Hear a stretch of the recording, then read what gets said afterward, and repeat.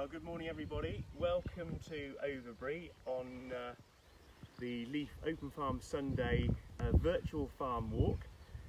We're just a couple of minutes before 9 o'clock, so we're just going to hang fire for a minute or two just before we get going on this virtual farm tour. I've been allocated somewhere between 15 and 20 minutes, 30 at the max. I'm very good at talking, so don't be surprised if we're still here at tea time. But there is a lot of things going on today on the LEAF Open Farm Sunday Facebook page. Do get involved. If you want to ask any questions, we'll do our best to answer them for you now in the live session, or failing that, we'll get back to you and be able to answer those in due course, maybe with a fuller answer later on. There are a lot of farmers taking part today. There are 13 farmers. We started at 8 o'clock this morning with Caroline Drummond, who is the CEO of LEAF, LEAF being Linking Environment and Farming, and we're almost at 9 o'clock, so I hope you're tuning in. We'll just hang fire for a minute or two, and then following me we've got William Church, who's from the Jersey Royal Potato Company, and they're obviously based in Jersey. So we do have a fact-filled afternoon, or morning and afternoon, for you today from arable farmers, sheep farmers, top fruit producers, dairy farmers, and everything else. So I think we're about 9 o'clock now. So let's get our tour of Overbury Enterprises underway. So LEAF is really important to me as the farm manager. I'm Jake, and LEAF is linking the environment and farming, and that's really what we do. Open Farm Sunday is a brilliant opportunity to get out onto farms. This next year it's on the 20th of September 2020, and if you go onto the LEAF Open Farm Sunday website, you can put your postcode in. That will direct you to the nearest open farm for that day. So great opportunity to see how your food is produced, how farmers look after the environment, and how we look after our animals here. And one of the key things that we do here at Overbury is integrated farm management. And these 9 elements of our farming system all interlink. They're all really important, from how we manage our soil. That affects our animal husbandry by having healthy soil, healthy animals. It reduces our pollution. It means we put less crop input onto our fields. And it's also brilliant for water management and reducing energy. So this is absolutely crucial to what we do. But I want to start off really with our sheep flock. We've got just over 1,000 ewes on the farm at the moment. They all lamb in fields like this in April, so these all lambed outdoors, and then we gather them up into bigger groups of people, and this is called rotational grazing. So we graze these fields. There's not much grass at the moment because it's been so dry, and it's going to be a real struggle. Really lucky for Caroline this morning to have had some rain. Just hope she sends it this way as the day goes on. So these sheep are really important. They help make the landscape. They make historically they were corralled in fields, and that is where the Cotswold stone walls have come from, which takes lots of maintenance. We've got 22 kilometres of stone walls on the farm here. But these lambs, born in April outside, lovely lambing this year, and we'll fatten these up over the summer and through the winter before they go off to be killed, to be sold into Sainsbury's, who are actually one of the sponsors of Open Farm Sunday. But not only do we produce lamb on the farm, we also produce quite a lot of wool. The sheep are sheared once a year. We're actually going to be doing that next week, and this is a really great product. It's totally recyclable, it's insulated, it's got oil in it, something called lanolin, and that makes soap and things like that. So the sheep are great for looking after the grassland, but we also include them into our arable rotation as well, into our arable fields, and they're really good at helping to improve the soil. What we're going to do now is going to jump in the truck, and we're going to drive down to a couple of fields and have a look at what we've got there. So I shall gather this up. We don't want to leave any rubbish in the fields at all, and we're just going to pop through the truck here and have a little drive down to a slightly different part of the farm. So here we have a footpath sign, which is great, and then we'll just pop through the gate here. Really important when you're out in the countryside to leave gates as you find them. So many farmers will have left gates open for a reason, and similarly would have left gates closed for for keeping stock in specific fields. And that's, as a sheep farmer, that can be really frustrating. If you've got two groups of sheep in adjacent fields, you might have treated one for worms or flies, and then the gate gets left open and they become amalgamated, and you don't know what's been treated and what hasn't been treated. So we are just going to scoot down through the farm here and have a little look around. So the farm is on the Gloucestershire-Worcestershire border. It's a lovely farm, actually. It's really mixed and diverse, which is good news for a farm manager. It has its ups and it has its downs in terms of the different soil that we have here. It stretches to 1,000 feet above sea level, right on the top of Bredon Hill, where we've got an Iron Age hill fort, which is about 2,500 years old. But there's some naughty escapee lambs down there.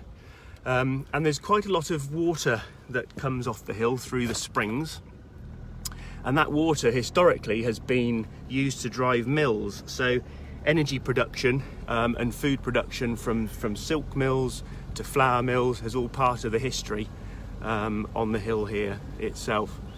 There are 5 scheduled ancient monuments altogether, which take specific management, and that's a really important part of our history and our heritage. And that's something that we don't really want to lose at all going forward. And this is one of them. This is Robin's Mill here. Lovely mill pond with associated wildlife: herons, coots, moorhens, geese, ducks, all sorts, rabbits here. And one of the other elements of the farm and the wider estate is some land that is let to Overbury sires. So it's a horse stud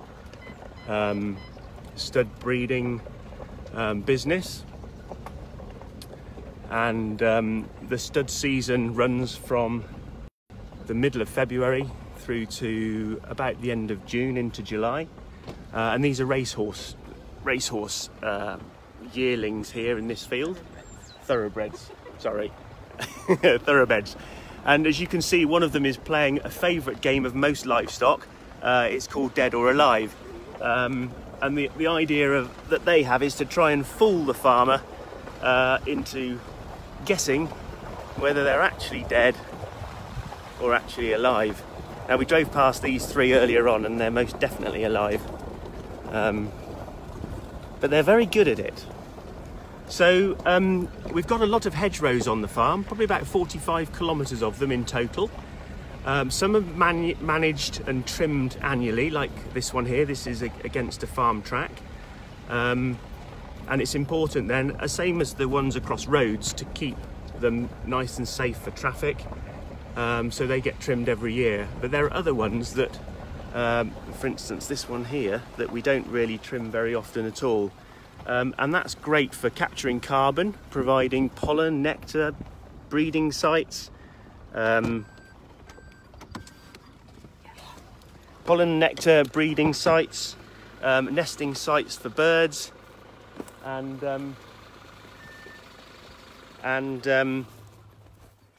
they're a great feature to have on the farm. What we try to do is link up all of our different habitats so that wildlife has got corridors, so it can move around in amongst our fields of food. So here's a lovely hedge. It's got some nice trees in the hedge. Sadly, these are ash trees. And ash dieback is going to have a real issue going further forward in terms of how our landscape looks. Here we have a lovely hedge, a nice stewardship margin with grasses, oxeye daisies, and some triffids in here as well. Plantain, we've got some trefoils in there, birds foot trefoils, few docks, lots of little grasses, and again, this is all sheltered habitat. And what we try to do is encourage people not to walk on these. We get ground nesting birds. We've had corn buntings on these, yellowhammers nesting in them, and it's really important that they get left really to be able to do their thing for wildlife, and that's really so important. And we can do this adjacent to the crops that we're growing. So we are just going to dive into 2 fields here. These are 2 really important crops for us, and also for producing food for people. So I'm just going to hand over my camera now. And we are here in a field of barley. So I'm just going to move, want to move to one side so that you can not get in the sunshine too much. So this is a field of barley. It's spring barley, which is relevant to when it was planted. So this was planted at the end of March, and it's really, really short because we haven't had very much rain. We've had about 10% probably of our March, April and May rainfall this year, so we really are in a very droughty position. These crops should be probably half as tall again, but they are a great crop to grow. We love growing them because they can produce so many really great products.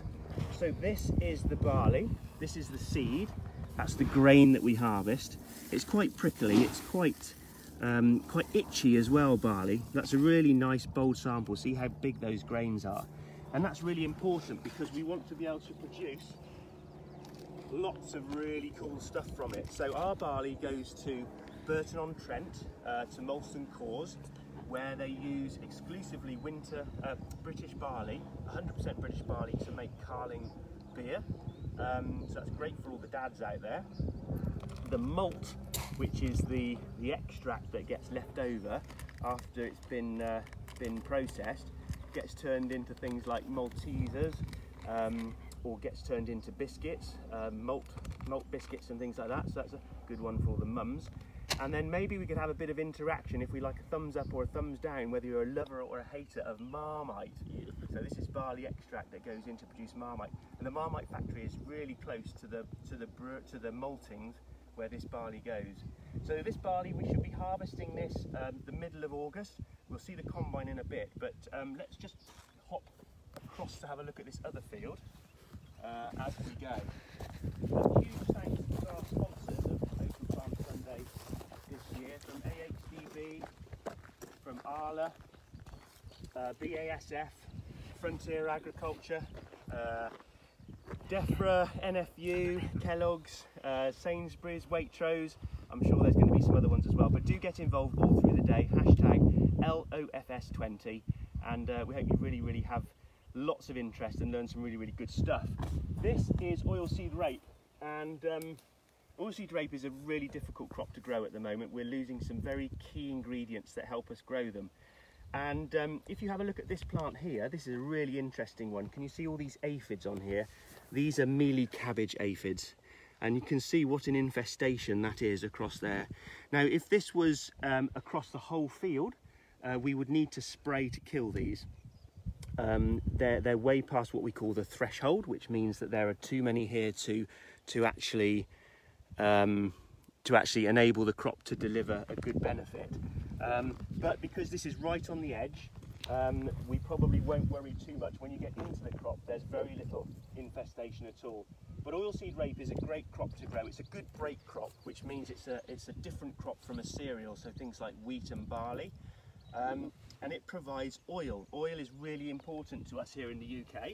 This is what rapeseed looks like when it has been harvested. Black gold used to be called, and that's about 45 to 48% oil, which gets cold pressed into oilseed rape vegetable. Now, you'll hear a lot more about this from Duncan Farrington this afternoon, who makes a product called Mellow Yellow. And if you see it in your supermarkets, especially Sainsbury's and Waitrose and Tesco's, who are sponsoring us for this Open Farm Sunday event, then do go and buy some from him, which is brilliant product. You know, it's LEAF Marque, so it's produced to the highest environmental standards. Really good product. So oilseed rape, this should be ready to harvest about the middle of July. It's probably going to be a bit earlier this year, it's a great crop to grow if we can get away with it. So I think what we'll do is hop back in the truck and we'll go to the farmyard and we'll see what we can see there.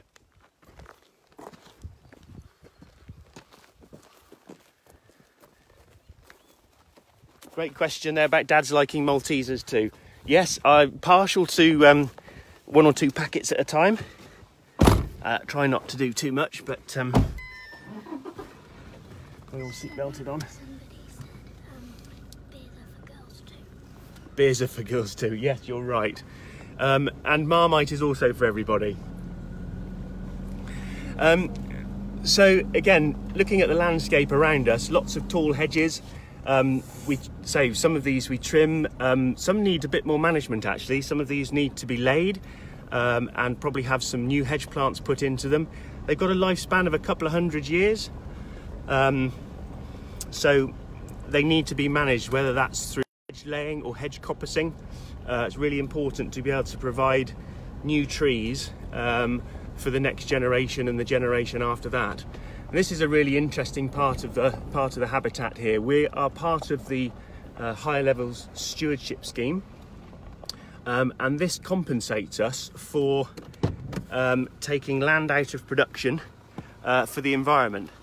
And here we have a lovely example of how we're trying to put all these different parcels together. So really tall old hedge here, a 6-metre grassy margin, which is great for nesting habitat and cover. And then we have a section which is 12 metres wide of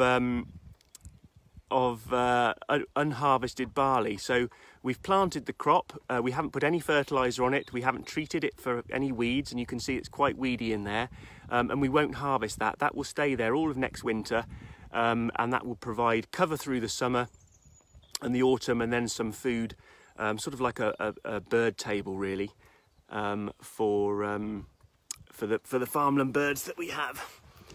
So we'll just move on a little bit more. We've got quite a big block of barley down through here. They're all relatively small fields, but we do have a reasonable block of barley, and that's partly historic because the autumn was so wet here at Overbury that we weren't able to plant all the fields that we wanted to with what we call winter wheat, which is obviously wheat, but that's planted in the autumn time.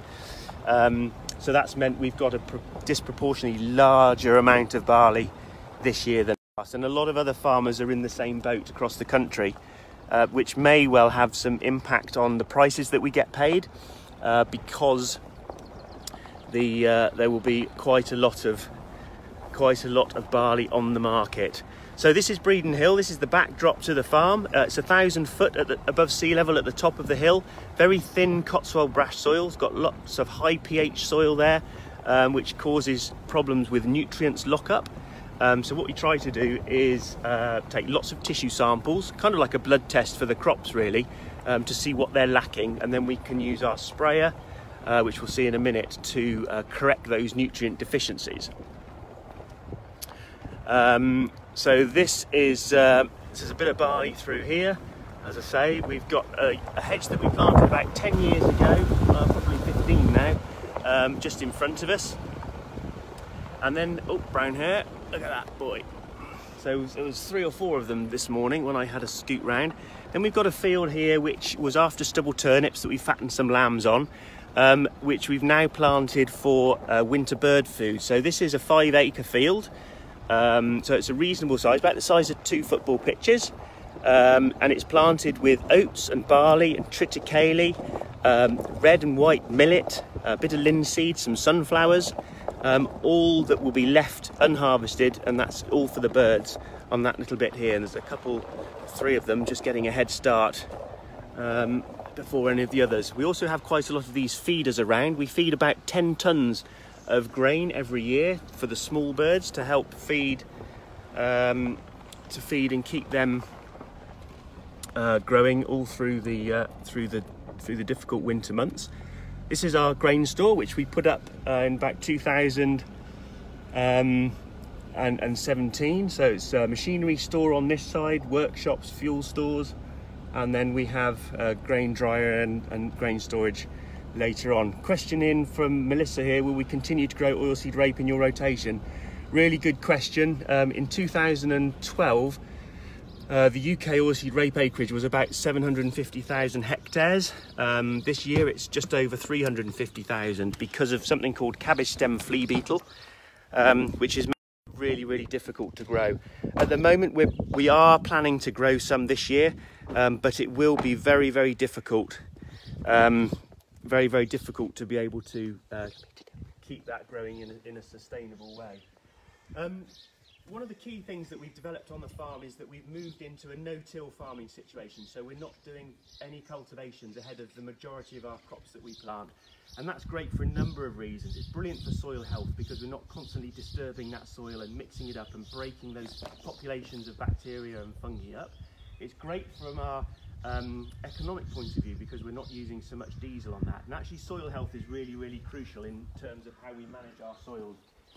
So very, very little disturbance. This drill can put seed and fertiliser on all at the same time. Works really, really well. Some of the other crops that we have on the farm here is we've got peas. Peas about talking about legumes earlier on this morning in clover in their grasses. And this is exactly the same. This is a plant that captures nitrogen from the atmosphere, or the bacteria in the nodules do. And it makes that nitrogen available for the following crop, which is great for soil health. It's also really, really good for our environmental profile because we're not using so much fertiliser. And those are the little pods there that you can just see just starting to develop. And these guys really do need some rain. Again, they should be probably twice the size that they are now. This is what they look like when they have been harvested. These were last year's peas. Lovely, nice dark colour, and these are used in soups, and also my favourite to go with your fish and chips, and also your Jersey Royals, which William will tell you about later on, your mushy peas. And then we have wheat. So wheat is our main crop on the farm. About half the farm a year is into wheat. This is Crusoe. This is a bread making wheat. So it's milled, sent up to mills in Manchester, down to Avonmouth and Frampton, so quite local. Some of them gets milled up into bread. This is what it looks like once it's come through the combine and has been cleaned. So nice big bold grain, packed with protein, over 13% protein. They're really good feed for people. And Kellogg's, who are again sponsoring our event this year, use 70% of whole wheat in their fruit and fibre. So really, really good produce to be able to have. Now we're moving on quickly round here. So a bit like people, our crops get diseases, a bit like our livestock, they get diseases. And sometimes we need to be able to intervene to protect them and also to feed them. So we use our sprayer here. It's got a lot of technology on it. There's a GPS receiver on the top just behind the little orange beacon there. That tells the sprayer exactly where it is. It's got automatic steering on it, so it drives up the same paths across the field. We call them tram lines every time it goes across the field. And then each of these nozzles here can be switched on and off automatically so that we don't get any overlaps of pesticide or fertiliser across the fields. And then here we have some auto height adjustments. So again, it's very easy for Tim, our operator, to make sure he's doing a really, really good job for the sprayer. And then finally, the most exciting time of the year is harvest. Usually we start about the middle of July. I think it's going to be earlier this year. This is our combine harvester. This harvests all the crops, from the peas, the beans, the oilseed rape, linseed, and we can set it all up differently inside to be able to get those crops into the barn in as good as condition as we possibly can. We have to store them at set moisture contents so that they're stored safely, so we don't get build-ups of mycotoxins and insects and things like that in the crop. So again, big thanks to John Deere for sponsoring our event this year. And then finally, I just want to wrap up just to focus a little bit more on pollinators. They're really important in terms of, I'm not sure where to go. Really important in terms of how we look after the farm. You'll hear some soft fruit producers later on today, Anthony Snell. And in terms of apples and pears, they're really, really crucial, but they play a much wider role in the environment. And we work really, really closely with Richard and Rona, who actually bring bees out onto the farm to be able to help pollinate some of our crops, but also to be able to pollinate some of the wider environment and crops and flowers that we find on the farm. So Rona, let me just pass you over. Thank you. Right, I'm delighted to be here this morning to show you and talk very briefly about bees. We're here on the farm pollinating the oilseed rape, which is an insect pollinated plant. We are bee farmers, so we look after honeybees, but there are lots of other pollinators out there. There are about 250 different species of bee in the UK. Many of them are quite specialist pollinators, so they feed on a small range of plants, so we definitely cannot do without them. And when we have progressive farmers that are interested in the environment and interested in pollinators, then both the farm benefit. Crops often flower for just a very short period of time, and during that time there's plenty of nectar and plenty of pollen for the bees, but they need to feed for the rest of the year, so having mixes, pollinator mixes that are in flower for a long period of time is really beneficial for the bees.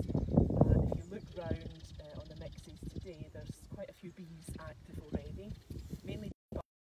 There's also other pollinators like hoverflies out there as well, and they're out, and whether it's hedgerow plants, whether it's pollinator mixes, whether it's crops, whether it's farm woodland, really important for the health of the bees. So farmers and beekeepers and bee farmers, for the good of all pollinators.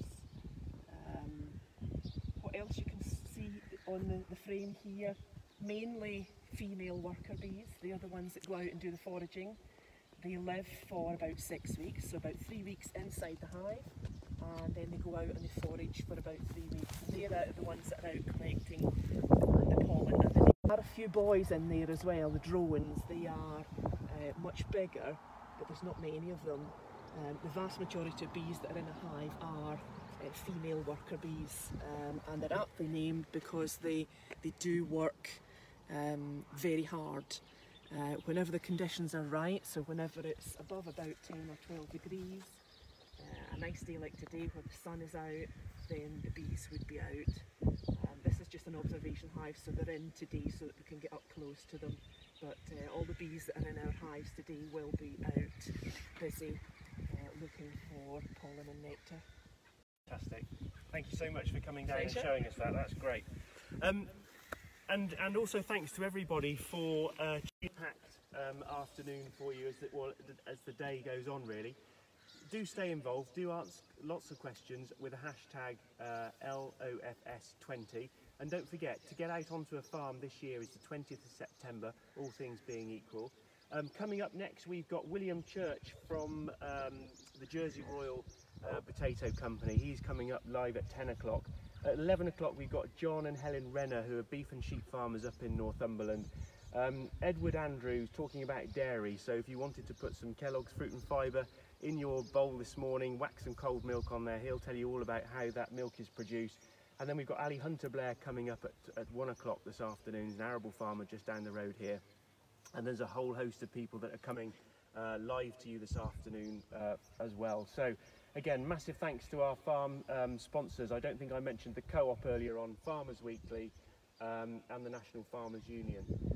So this sort of event wouldn't be put on without A, the farmers' help, B, the supporters and the sponsors, but C, and most important, is your interest as well as viewers. So food and the environment is really, really important, and we hope that you'll get involved in trying to support British farmers doing what we do as best as we can. Thank you for tuning in.